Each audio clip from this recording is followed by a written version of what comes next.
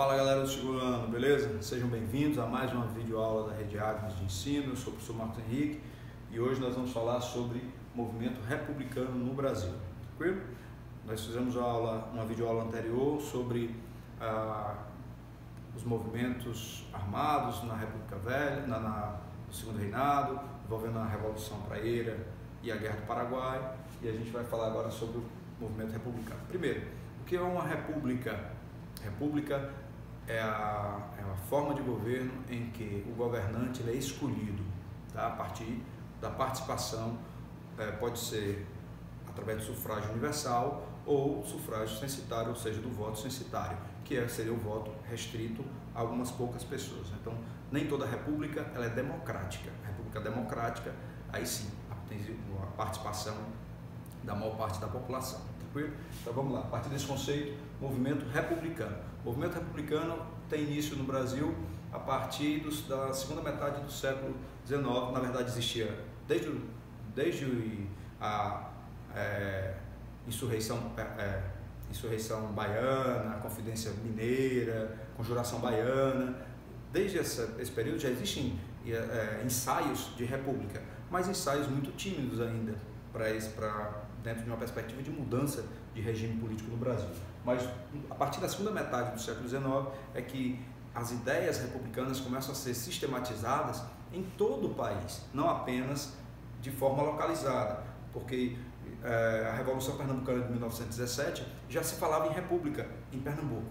Quando aconteceu a Confederação do Equador, também em Pernambuco, que se uniram a Pernambuco, o Ceará, Alagoas, Paraíba, Rio Grande do Norte, queriam formar um país, uma república.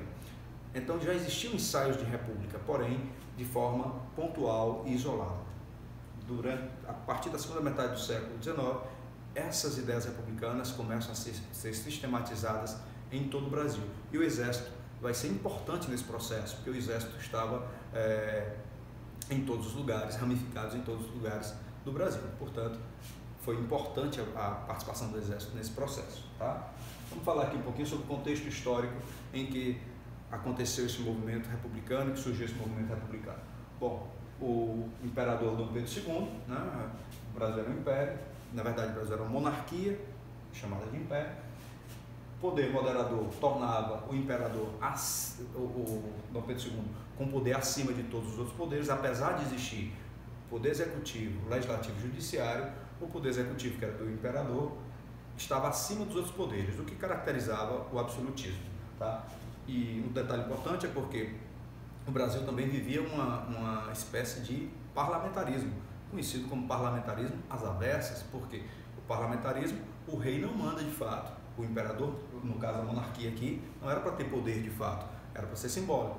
E o primeiro-ministro, escolhido entre os eleitos pelo povo, deveria governar, como é assim o sistema da Inglaterra ainda hoje, é o parlamentarismo monárquico.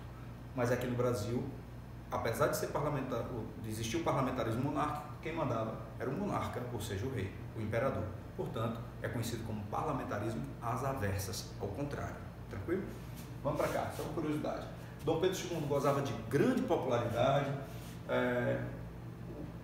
O Brasil entrou na Guerra do Paraguai e saiu muito bem na guerra. Um outro fator importante, se saiu muito bem na Guerra do Paraguai, porém cheio de prejuízo.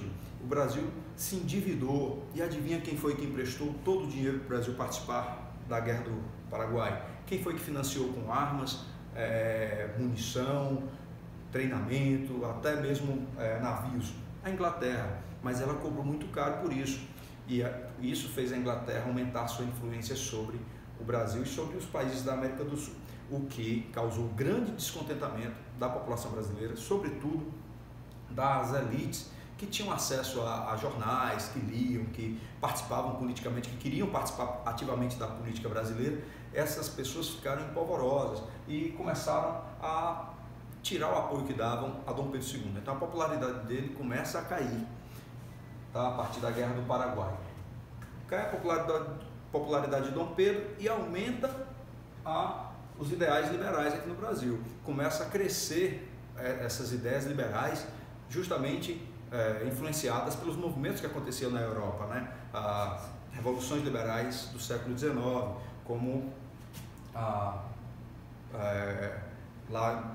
Revolução de 1948, que acabou o absolutismo na França e tal, né? A Primavera dos Povos. E crescia uma nova perspectiva, que era justamente uma perspectiva de república no Brasil, ainda de forma assim, nos centros econômicos mais fortes, São Paulo, Rio, Minas, o Rio Grande do Sul já começava a falar em república, o Nordeste, a região açucareira, que produzia açúcar também, apesar da região açucareira estar decadente naquele momento, mas existia uma elite que foi letrada, que estudou na Europa, que trazia de lá as ideias, essas ideias liberais. E com tudo isso, o Dom Pedro II ia se mantendo no poder, sem muitos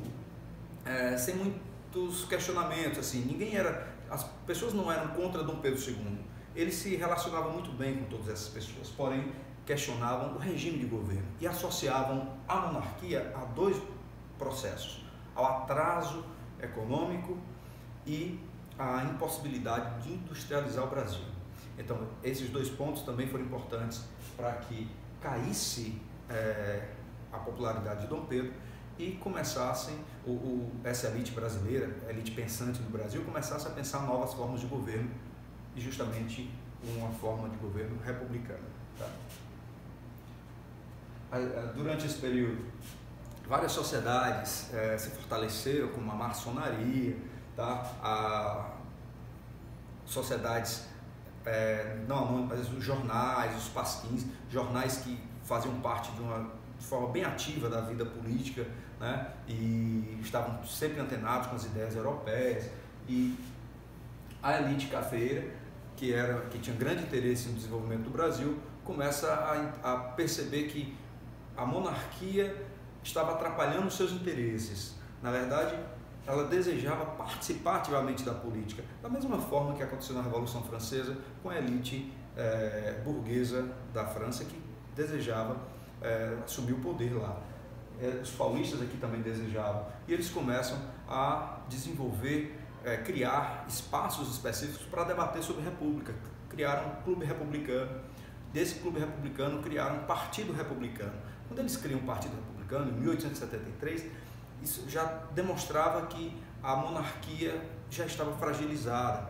Dom Pedro II já não tinha autoridade para poder impedir o avanço dessas ideias republicanas, tá? Até a sua idade já começava a pesar, e associando sempre a ideia, a república associava-se à ideia de modernidade e progresso, tá certo?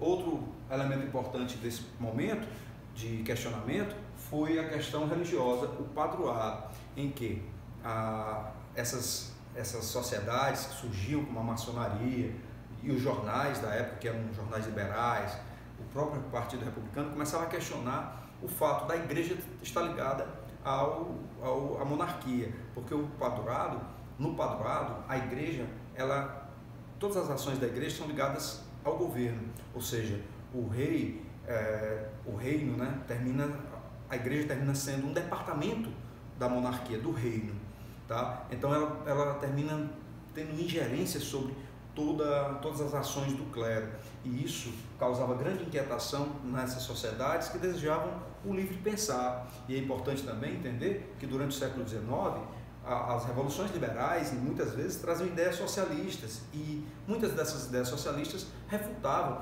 negavam ou questionavam a igreja por vários fatores, pelo enriquecimento da igreja, pelo distanciamento da igreja com as práticas de Jesus, enfim, eram vários fatores, tá? Então essa questão religiosa também ia fragilizando e associando a imagem de Dom Pedro àquele cara que se fortalecia, se fazia valer da religião para fortalecer a sua imagem, e isso foi muito negativo para ele, tá? E por fim, as ideias positivistas, ideias de ordem, progresso, ideias de organização e disciplina. Essas ideias, né, do positivista Augusto Conte, terminou influenciando sobretudo o exército brasileiro. Lembrando para vocês que o exército brasileiro já vinha se fortalecendo e ganhou grande prestígio com a Guerra do Paraguai. Tudo isso fez com que o exército brasileiro ganhasse muita força e começasse também a fazer parte dessas discussões políticas e republicanas. Então, chegamos ao final do século XIX,